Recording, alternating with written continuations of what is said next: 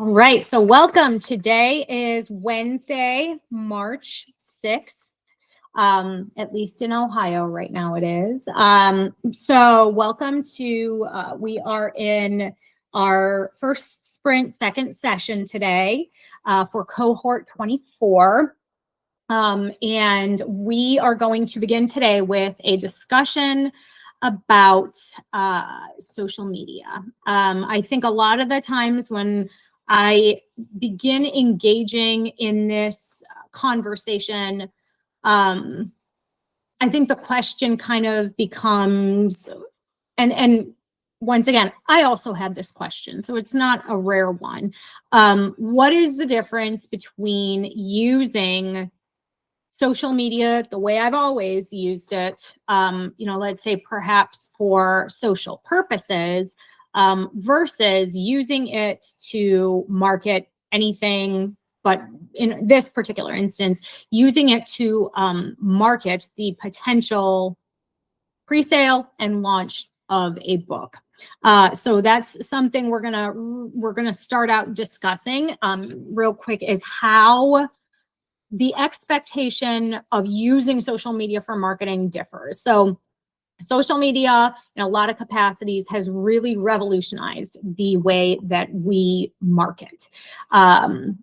It has taken our ability to reach audiences to incredible heights and lengths and widths.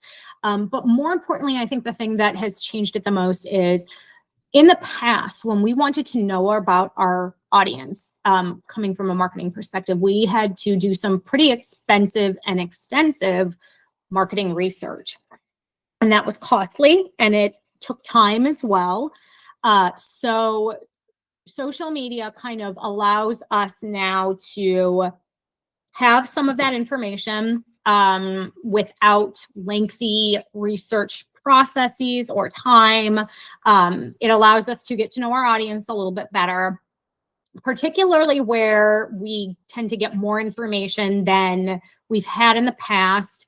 That is about audience behavior and about audience motivation. But that comes from data. And in order to get data, you have to backtracking in the process. You have to have a strategy.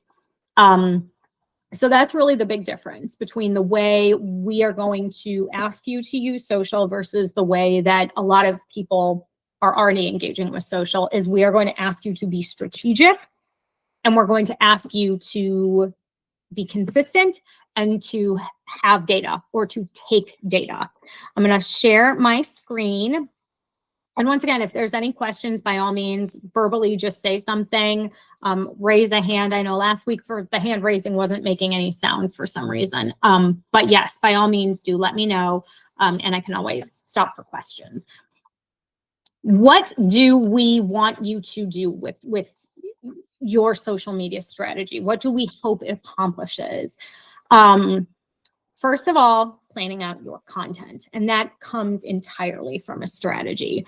The social media can be stressful. It can seem like a 24/7 job very easily, especially when we are live posting, because a lot of the times when live posting happens, with content that, let's say you've only taken, oh, I got this 5 minutes ago, I'm going to upload this picture, it's a really great picture, here's some copy.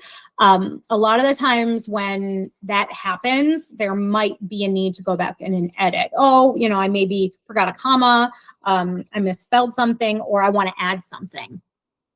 And that is, social media is public record, right? So anytime you put out content, regardless of if you edit it, regardless of if you delete it, regardless of if you change it, it is always going to exist on the internet. So being that you are about to present yourself as a SME on a particular topic, you're going to put out a book that probably a lot of people will have the expectation that it's grammatically correct, that it, everything is spelled right, punctuation is accurate, all of that. To make any of those very simple mistakes on social media could be devastating to your reputation as an author. And even if you go in and made those changes and made those adjustments, that post without those revisions would still exist on the internet, and someone could find it. So planning out our content reduces our stress because we now are creating it beforehand. We're thinking about it beforehand. We're giving ourselves time to write it, perhaps leave, come back, take a look at it with a fresh set of eyes and say, oh, I either missed this, or I want to add this, or I want to change this, or this photo isn't exactly the way I want it to be. So we want you to take the time to actually sit down and plan your content. And that can be something as simple as a motivational Monday post every Monday, a flashback Friday, a throwback Thursday, but also looking at when your pre-sale is going to be opening, and occurring, when you're going to be publishing. And there are going to be marketing efforts we also would really, really, really advocate that you do after publishing. We want you to look at that time frame and also kind of create content that coincides with that or that supports that. And in order to do that, there does need to be a level of planning. When you know ahead of time what you're going to post, you're not going to be scrambling. There's a lot of content you're already creating as an author. So creating your social media content should not be reinventing the wheel. It should not be super stressful. It should be about sharing the process that you're going through of being an author. And that's really what we want your social media account to be about. We don't want it to be about your particular book, your particular topic. We want it to be more about you, because those personal connections are where we see people so smoothly shift into audience advocates.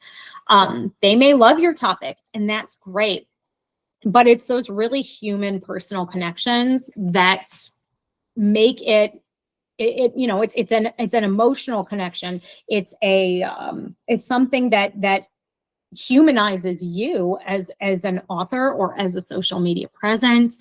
And that's where we see people smoothly be able to transition and say, like, I believe in this person. I believe, I like what I'm seeing from this person, or I respect this person. So I'm going to, also, of course, let others know about that as well.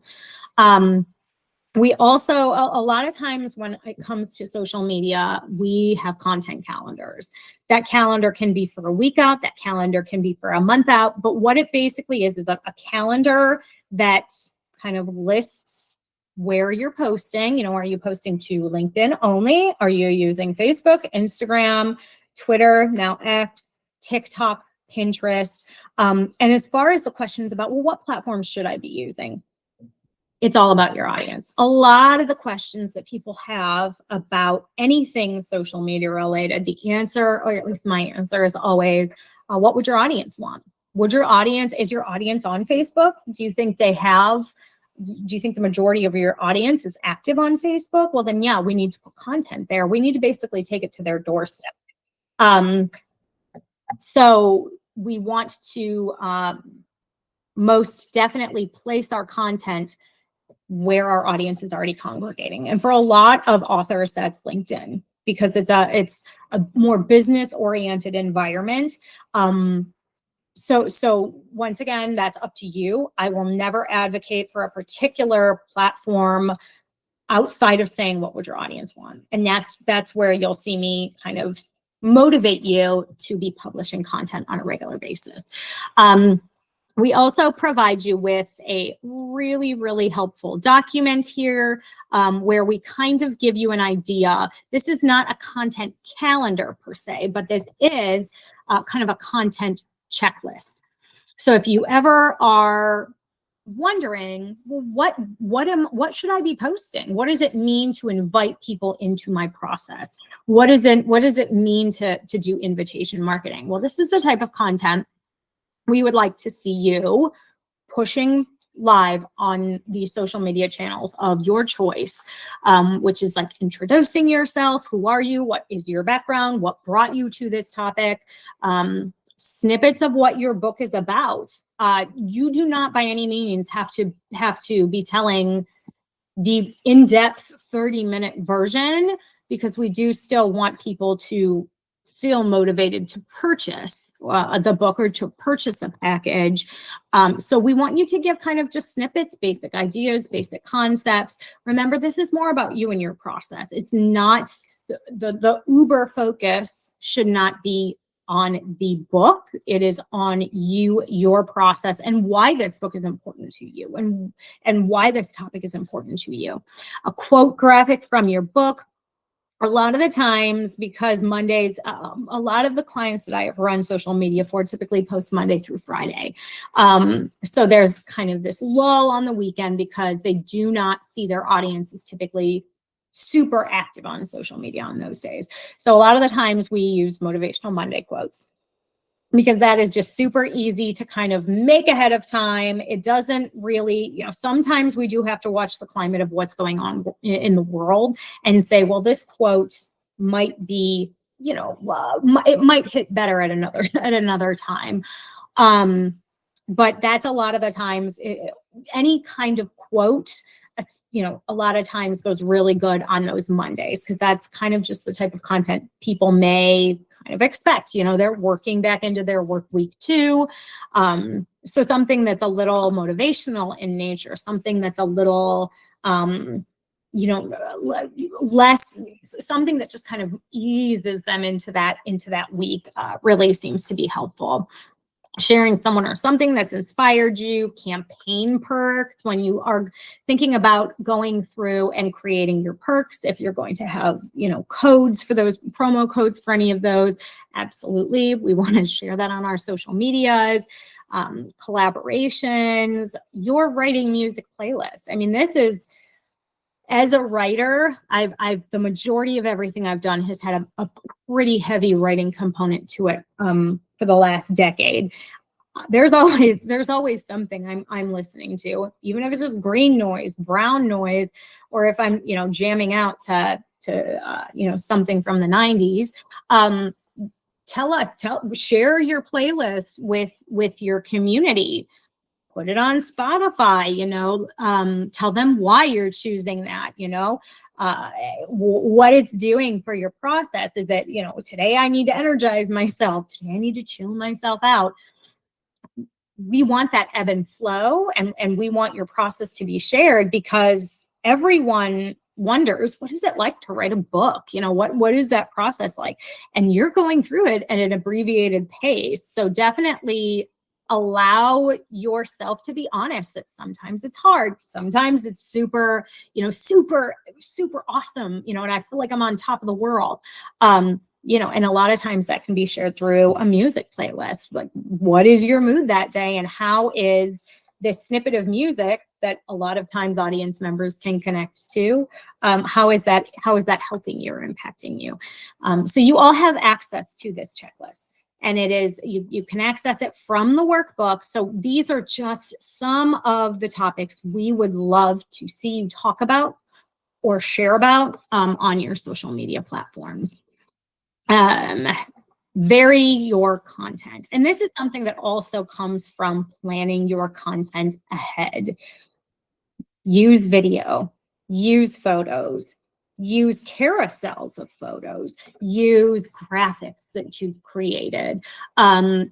We want you to cater to your audience, absolutely, but this is your social media presence. So if there's a type of content that you're excited to create, by all means, please do it. Please do use that. Please allow yourself the ability to get creative or play around with an area that you like and you're passionate about. And we want you to have fun. We want you to have fun and express yourself. There's a very serious process behind this where you're writing a book, you're going through revisions and edits. So yeah, have fun with your presence if it is appropriate. And even if it's not, sometimes, maybe if it's a very heavy topic, lightening the mood, the audience may appreciate that, right? So there's a whole bunch of different types of content. We've got vlogs, graphics, photographs, reels, stories. And once again, this comes from planning. But after you've been posting for a minute, you can sometimes take a step back and let's say look at your analytics, look at your Facebook Creator Studio Business Studio Manager analytics. And let's say every Wednesday, you tend to see more likes on your posts. You tend to see a higher engagement coming from that content. Well, what is that content? Are you posting a video every Wednesday? Are you posting at a certain time every Wednesday? Every Wednesday, are you posting at, let's say, 6 a.m., your time zone? Those are things that we can pick up on when we plan well enough that we can look at the analytics and see those kind of things pop. And that's the audience talking to us. Obviously, there is sentiment, there are comments, there are direct messages, but there's also the analytics is also your audience communicating with you. And we need to listen to that. If they say there's a particular time of day, a particular type of content that resonates best with them, the guesswork's out of that. Just go with that. Give them more of what they want. But once again, also have fun with it. We want you to balance the audience's wants and needs with your ability to also kind of enjoy this part of the process. Batching content, which is something I always try Mariana, to do. there's a hand up. Sorry. Hand up. There's Thank you very much. No, thank you so much. Yes, I see Antoinette.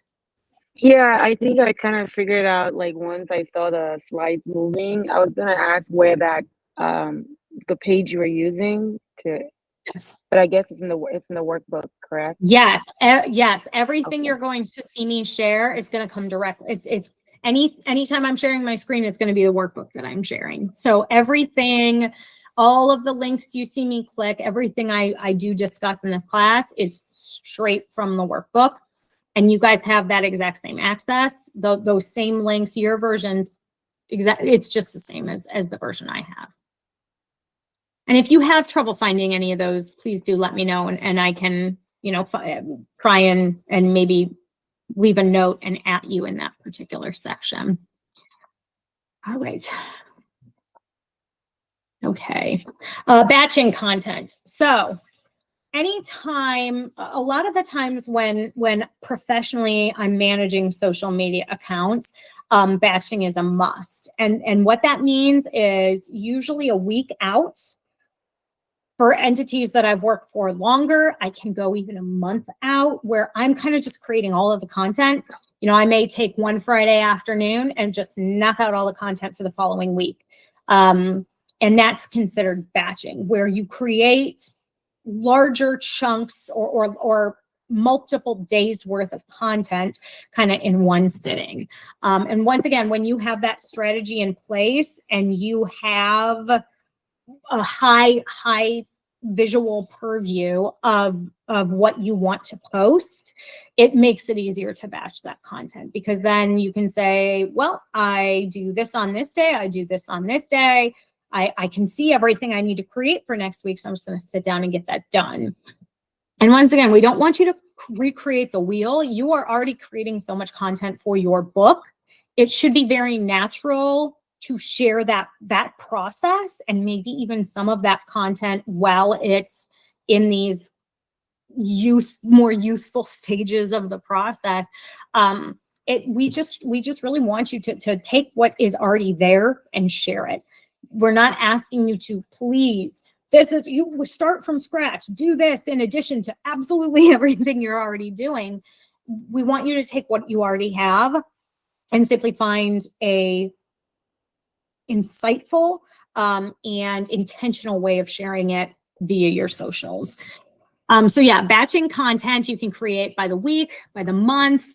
It's a good idea to keep it to the same as how you arrange your content calendar. If you plan your content out weekly, batch it, make it by the week. If you do that monthly, go ahead, create that content ahead of time, because once again, it makes it more enjoyable to sit down and create the content when there's less of a deadline looming over you.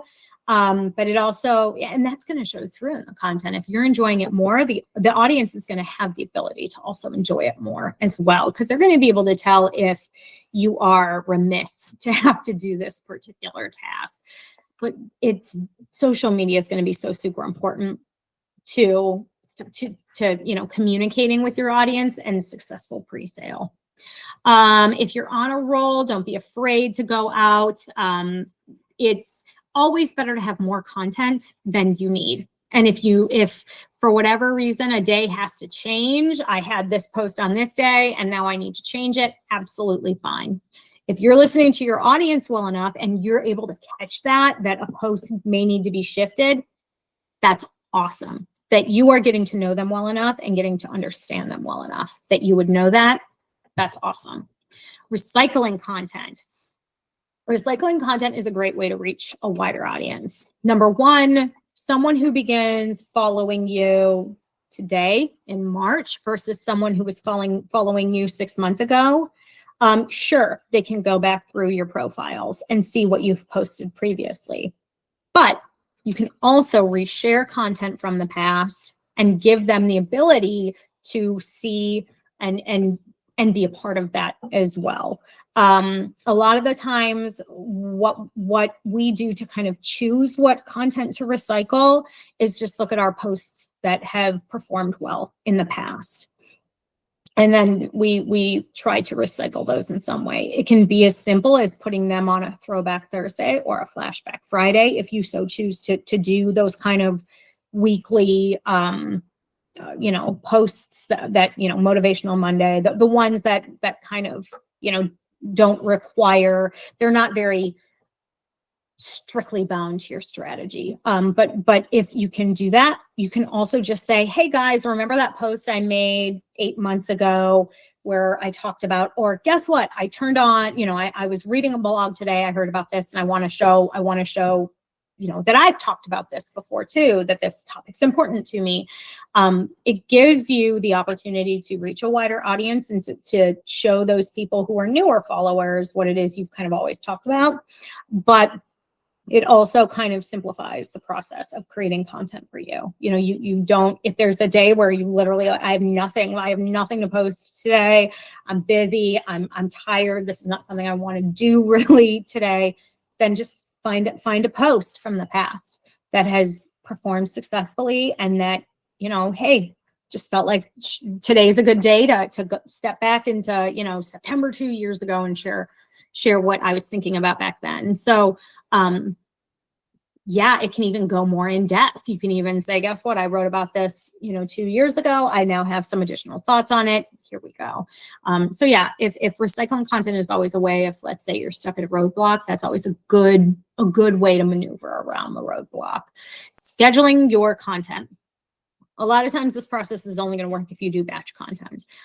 So if you create a week of content at a time, there are free tools to schedule that on certain platforms ahead of time. So live posting is something I always try to say, please do at a minimum. A lot of the times, scheduling our posts ahead of time allows them to publish more consistently, publish at times that we have more control over.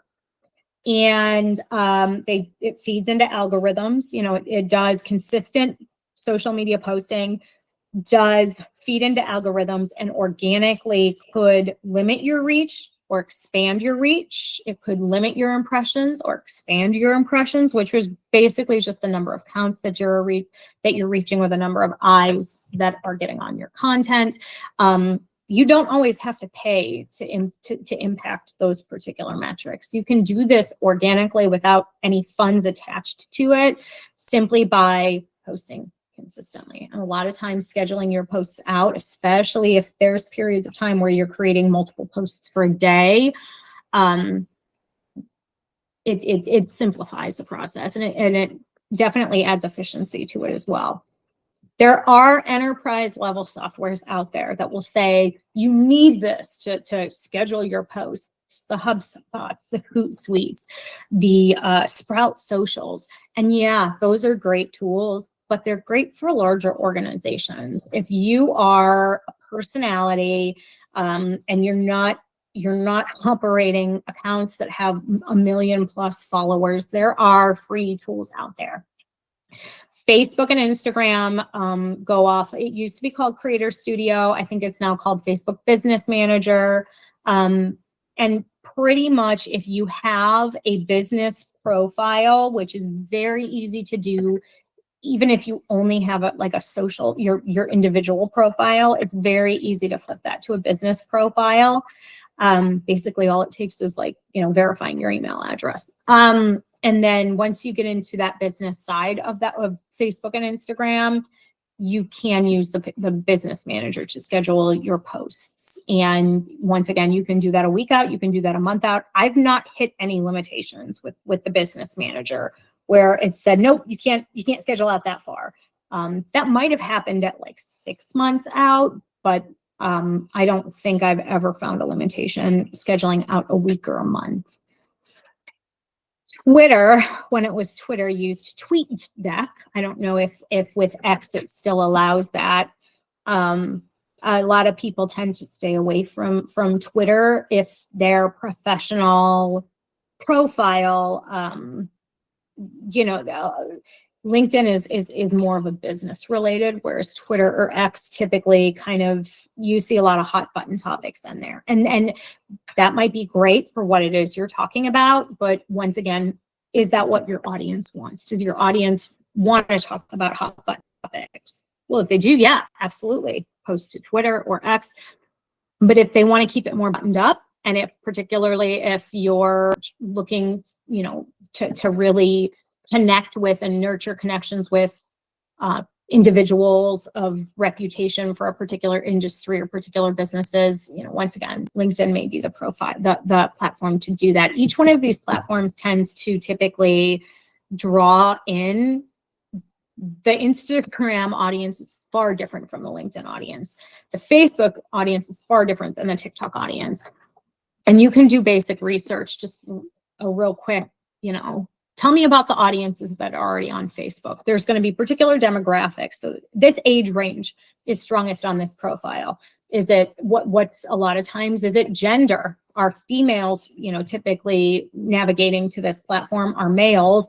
And once again, they don't have the ability to break that down yet to any kind of binary or fluidity. They typically keep it pretty black and white with that. But once again, a lot of the times visual platforms, like Instagram or TikTok draw a far different audience than less visual, more text-based platforms like Facebook or LinkedIn. And you can kind of just Google that to figure that out. But once again, we do want to kind of begin with sharing our content on platforms where our audiences already are. And if you don't have a profile for a particular platform, very easily create one. It can be, just you as an individual. It can be your author profile. If you want to keep your personal life and your author, kind of stuff separate, then creating an author profile is a great way to do that. Optimize posting days, times. And I touched on this in about 20 seconds ago. Try and post not only to the platforms that your audience is already on, but post at times when they're already on social media. A lot of times that kind of takes a little bit, once again, of research. What's my demographic? Where are they geographically located? Does that matter where they're geographically located? And a lot of times we have to look at, when are they waking up? When are they at work? When are they taking lunch? When are they getting home from work? When are they going to bed? And a lot of times, once again, there are more fluid schedules where it's like, my audience doesn't go to work. I'm speaking to children. I'm speaking to middle schoolers and high schoolers.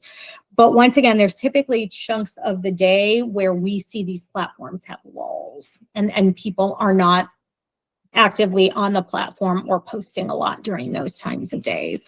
So we do want to think about our audience and perhaps what their days are like.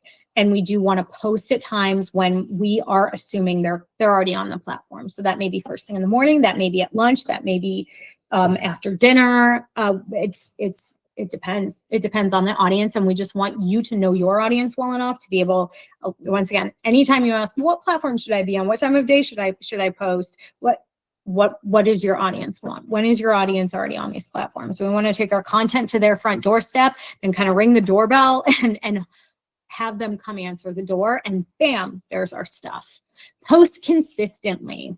What does this mean? Once again, I think we want to see you post 3 to 5 days a week, 1 post a day. I've worked for entities that have had me posting 5 times a day for them. The standard pretty much is once a day, 3 to 5 days a week, 5 if possible. And once again, is that Monday through Friday? Is that Monday, Wednesday, Friday, Saturday? Is that Saturday, Sunday, Monday, Tuesday? It's going to depend. And why we do consistent posting is it does feed into algorithms, and it does organically allow you to grow your audience far easier than if your posting is inconsistent. We are hoping that when your audience logs on and opens their platforms, whether it's on their phone, on their computer, we're hoping that your content shows in their feed. And that comes from consistent posting. Yeah, make sure if you're going to post 3 times a week, we want you to do that every week. Posting, you can always post more, but make sure you're hitting at least 3 days a week, so that audience can not only organically grow, but they can anticipate your content. Once again, posting consistently, especially when it comes to the consistent days of the week. Let's say you release a new blog post every Tuesday or Wednesday, right? We want your audience to have the expectation that when they jump online, there's going to be social media posts directing them to read your new blog post. Because that way, if they do wake up, they don't see your content in their feed, they can say, wait a second, I know so-and-so is posting a blog post today, if they already did it, and then they can go to your profile and see if they've missed a piece of content. Get nichey. People don't just want consistency with your post, they also are going to want it in your message. So when you are choosing a theme, let's say, what is your topic? What is your title of your book going to be? Where do you see this topic hitting home the most? What audience is that with? What message? What is your narrative going to be? What are you going to say, and why are you going to be saying it? Find your niche and speak to it. Don't be afraid to truly, truly get to know that audience and dial in on their needs. When I say get nichey, typically what I mean by this is know your audience's problem. That goes beyond demographics. It's not just about who are they? What is their lifestyle? It's about what their challenges are. And it's about what is your solution? Why should that solution be valuable to them? And if you're multi-passionate, say your book is about, your book can solve multiple problems, and your book can speak to multiple concerns or struggles. We want you to be multifaceted.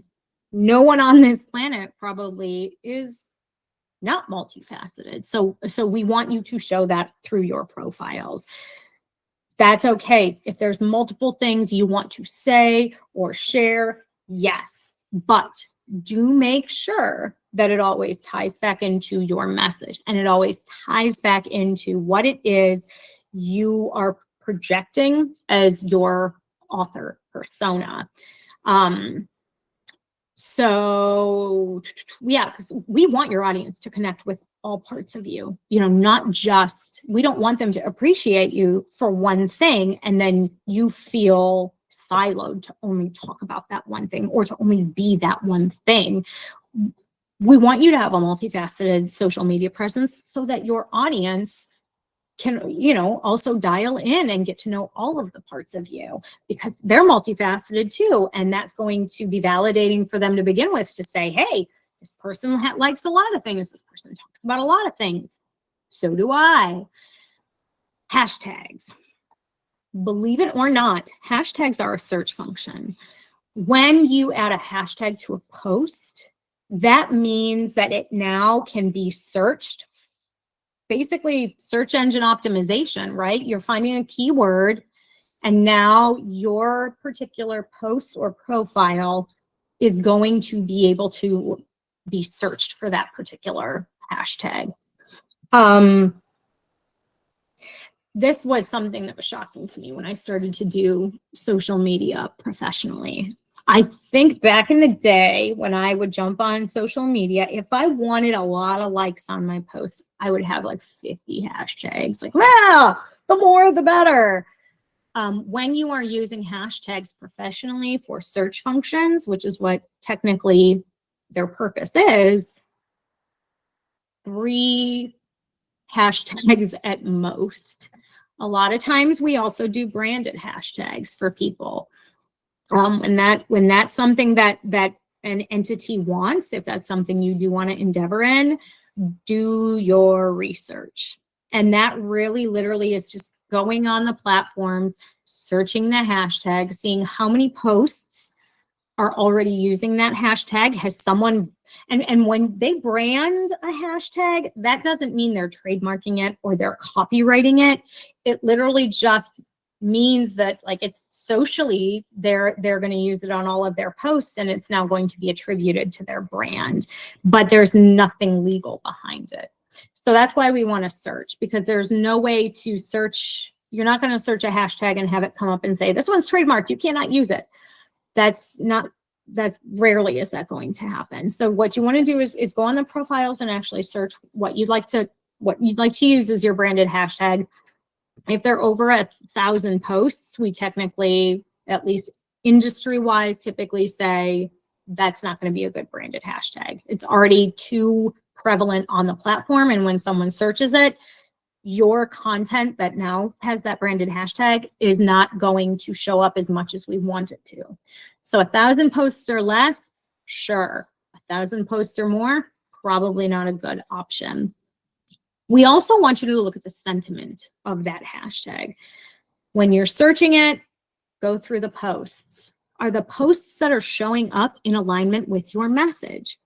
Are the posts that are showing up in alignment with what your audience want, what you stand for to your audience? If not, move along, because the problem is, and no one wants this to be truth, but it is a steadfast truth.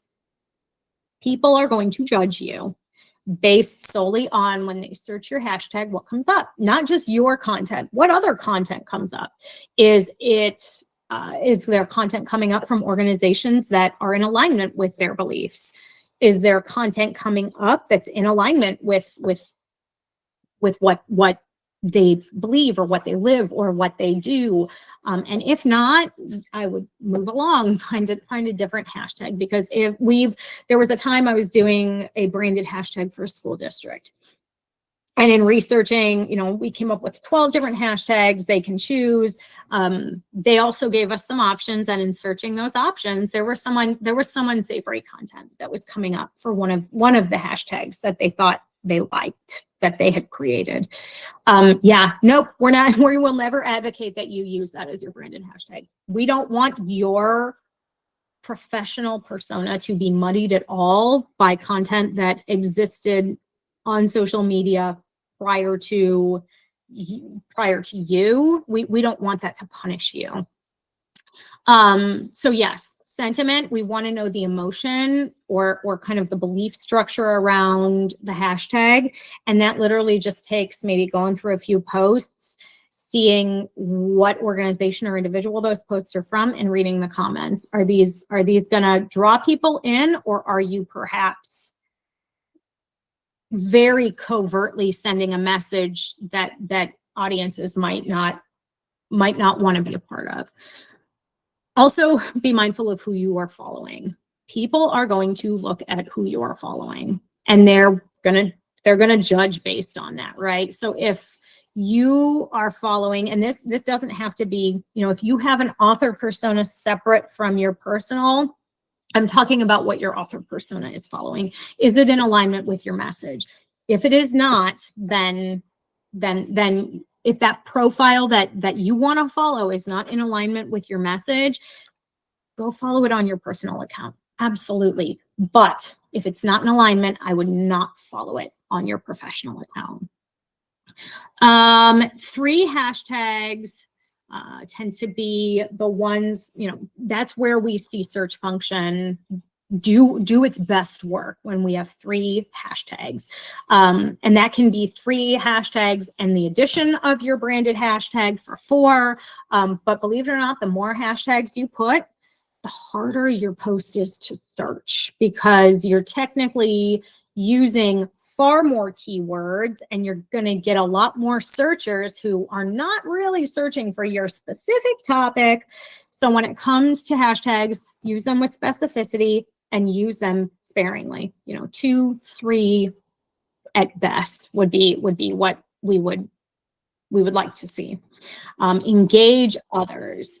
Engagement metrics are going to be a big deal for you in this process, because those are the metrics that were really, those 3 metrics we talked about in last week's session. The number of Hey, Mariana. Yes. I'm so sorry. I didn't mean to cut you off, but I just had a quick question. So with the Yes. 2 or 3 hashtags that you're talking about, is it just recommended for LinkedIn or like all the media platforms, or all? Okay. All platforms. And here's the kicker. You might need to use different hashtags on different platforms. That depends. Once again, when you choose a hashtag, and I'm not talking about a branded hashtag. I'm talking about when you choose a hashtag you're going to use in a post, you real quick might want to go on LinkedIn and see if that's something that's trending, if that's something that, maybe it's not talked about a lot on LinkedIn and it's not been searched a lot. Perhaps maybe we need to choose a different hashtag to use on LinkedIn than we use on Facebook, because this topic is talked about a lot on Facebook, but not so much on LinkedIn. So sometimes you may vary your hashtags based on the platform. But once again, that takes, 2 or 3 minutes of a real quick search to see in the last 24 hours. And you can see these kind of metrics pretty easily in a Google search. How often has this particular hashtag been posted in the last 24 hours? And once again, this may not be relevant. You may be able to use the same hashtags for every single for every single platform with no varying. You might also need to have some variations. And there was a time I worked for an agricultural startup that only worked outside the US. They were selling drainage plows. Plow in the US is PLOW. Plow everywhere outside the US pretty much is PLOUGH. So we also need to be dialed in on those kind of very subtle variations to make sure that the people we want to reach, we're using the search terms that they're going to be using. Does that make sense? Okay, good deal. Back to our workbook real quick. Okay, engagement. These are what we consider engagement metrics. When I say we are really, those 3 big metrics we want you to hit to really set yourself up for success for your pre-sale. When I say engagement metrics, I basically mean these guys down here. Likes, comments, saves, shares, tags, DMs. Anytime a post catches an eye and someone likes it, it's a like. Comment, anytime anybody leaves a comment, we know what that is. Saves, when someone is saving your post, you should be able to see that also in your metrics. So if you see a particular piece of content being saved by a lot of people, that obviously right there, they're telling us that's a topic that's of interest to them, and that's a topic they saved to even look at a later date. Shares, are they sharing your content from their profile? Are they sharing it to some of their friends? Tags, are you being tagged? Are you tagging someone else? So when you get any of these, when you get a like, a comment, a save, a share, a tag, or a direct message, we want you to engage in return. And to be honest, the best way to start getting engagement on your account is to go out and engage first. So what that means is go like like posts that are in alignment with your message, that are in alignment with your topic. Go out there and like those other accounts that are going to really, really contribute to you cultivating this online presence and this online community. Go comment on posts that are, once again, in alignment with your topic and your message. Save posts that are in alignment, share posts, tag other authors, tag other people that you feel could benefit from also seeing this content. Then, share it from your profile. It can be because you like the person, you like the company, you like the business. Maybe it's another author that's out there and it has nothing to do with your topic, nothing to do with your industry, but their process is similar, or they've said something that's been really inspirational to you. Tag those, because then it's going to go to their profile. It's going to be shared from their profile. And also, a lot of times when audiences are thinking about following someone, at public record, right? Social media is public record. So people are going to be able to see your comments on other people's posts. They're going to see the comments that happen on your profile, on your content, on your posts, and they're going to judge, right? If there's a tone that is respectful, if there's a tone that is engaging, if there's kind of this conversation that cultivates a community, they're going to make a judgment call on that. Do they want to be a part of it? Do they not? So we want you to go out and engage first, because that's going to be the best way to draw engagement into your account. But anytime anyone does do any of these on your account, like comment, save, share, tag, or direct message, you want to respond to that. And that is actually one of those metrics that we have for you to hit for success in your pre-sale. I think it was like 500, kind of social media conversations. That's basically all of these. That's basically these 1, 2, 3, 4, 5, 6 metrics. Anytime you do any of these, that goes directly to that 500. And also, does this mean you have to keep your notifications on at all times? No. As long as you are going out and doing these things or responding to these things from your account once a day, you're good. But once a day, I would say, even if you can set an alarm for yourself, I would definitely, it's massively beneficial to cultivating a community when you are an active participant in the community as well. These are also kind of the people we would like to see you engage with: potential readers, your current audience, other authors, writers, and then kind of literary Instagrammers. There's influencers, bookstagrammers, podcast hosts, bookstagram tours. And that's really anyone who has a larger following, who tends to kind of try to help their audiences make decisions, especially when it comes to purchases. All right, we got 8 minutes, and I think we are just about to sum this up. The 3 C's when it comes to social media, if there's anything you take away: consistent, connecting, concentrated. Consistent, we want you to be on a consistent content creation schedule. We want you to be on a consistent posting rhythm. So while right now it might seem like a great idea to post 5 times a week, is that sustainable for you? If it's not, then I would choose something else. We want you, whatever choices you make now for the consistency of your posting, we want it to be doable for you for the long haul. And I don't just mean during your pre-sale. I don't just mean during publication of the book. I mean way after publication of the book. There are authors right now that their book was released 4 years ago, and they're still seeing themselves pop up on Amazon bestseller lists because they're still out there marketing the book 4 years after it's been published, and it's still paying off. So when you are making these choices, and it's okay for them to fluctuate, but ask yourself, is this something I can do consistently, at least for the full pre-sale and the publication, maybe even after, and go with your gut instinct. Connecting, leverage 4 to 6, it says here, but once again, I would say no more than 4 personally, 3 regular hashtags and a branded hashtag.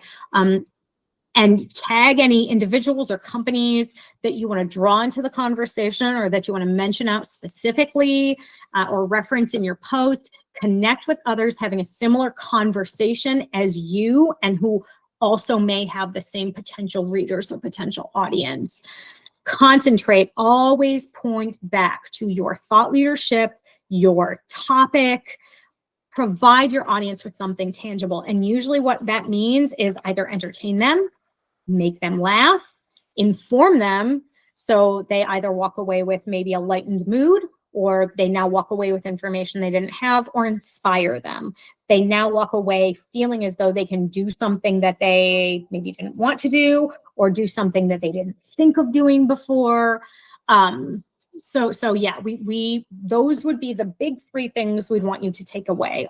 And then the social media content planner, which is this document I showed you earlier, this kind of checklist with a lot of content that would be beneficial to probably have on your accounts, is also linked here in the bottom of the social media 101 also. Session 2, which is, I'm probably going to truncate session 2 and 3 next week and smash them together. But we're going to kind of talk about, once again, the process of engaging with an audience through starting now and then through your pre-sale, through your publication, and it may and even post publication of the book. Real quick, any questions? Anything? We've got about 5 minutes, and I'm happy to stop talking and hear what you guys either have to say or have questions about. One thing I was just going to say, I loved all this information. With LinkedIn, especially, the commenting is super powerful, because the way the algorithm works is people get notified when you make a comment on someone's post, or they make a comment on yours. So and not all the social media platforms are like that. And so also LinkedIn is super powerful, because I read a stat one time where it's like the difference between the consumers versus the people that post is like the greatest discrepancy. And so if you're like actually posting consistently, you can get quite a bit of traction there. So anyway, just for what it's worth. Absolutely. If there is one profile or one platform I would advocate to everyone having, I know it's what would your audience want, but LinkedIn is a very powerful platform. And once again, I would hope it would be in alignment with your audiences. But a lot of times it's one of the more influential platforms, because it's kind of regarded that there's just a lot of thought leadership on that profile or on that platform. And a lot of what authors are trying to establish and succeed in with their books is thought leadership. So that's a really good platform to kick off on for an individual who aspires or is in the process of writing a book that would kind of note them as a thought leader in that particular industry or niche or on that topic. So very good point. Thank you, Nikki. Anybody else? Any other questions? Or does anybody have any social media experience that they think would be valuable to share?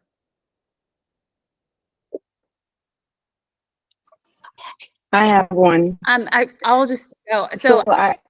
Oh, sorry. You're okay. Go ahead, Antoinette. Oh, no, go ahead. I'll go after you. Oh, I was just going to say podcasting is great. I started a podcast, and then that got me videos from other. Oh, go ahead. Yeah, Antoinette, you may have a brief delay right now. So we're going to give you the space. Go ahead right now, Antoinette, to ask your question. No, I was just going to say, I recently started like reposting like other like videos from other like content creators, like once a week or every other week I post. If I find something that's really inspirational, and that had like a good like following or interaction, I reposted, and I noticed the app had like probably 50 new followers just from doing that the past 3 weeks. So if there's content out there that you really believe in and that like aligns with your message, you can always repost it on your page, and you get to get new followers that way. So Yes, definitely. Definitely. I love that point. Nikki, what were you going to say? Yeah, I was just gonna say, so I started a podcast a little bit ago that's around my topic, and it's been really, really good exposure because then people have listened to mine, asked me to be on theirs, and then they share with all of their followers. And then it's given me exposure to have an excuse to ask people to be on mine. So anyway, I was like adamantly against it for a little bit, but it's been really cool to just open up because it's an ego boost for people when you're like, hey, I love what you're saying. Can you come on to my podcast? And then they share with their followers the episode. So anyway, it's just like cross-pollination of followers. And also I love what you said about like doing goodwill to people. Like, don't ever reach out to them and be like, hey, can you do me this favor? Like, first comment on their stuff, like bring value to them, and like boost their ego before you ask for like a favor. That is just what I think is helpful. You're absolutely correct. There is psychology behind this, right? The idea is that if you validate someone first before we begin to talk about ourselves, that pays off in spades, right?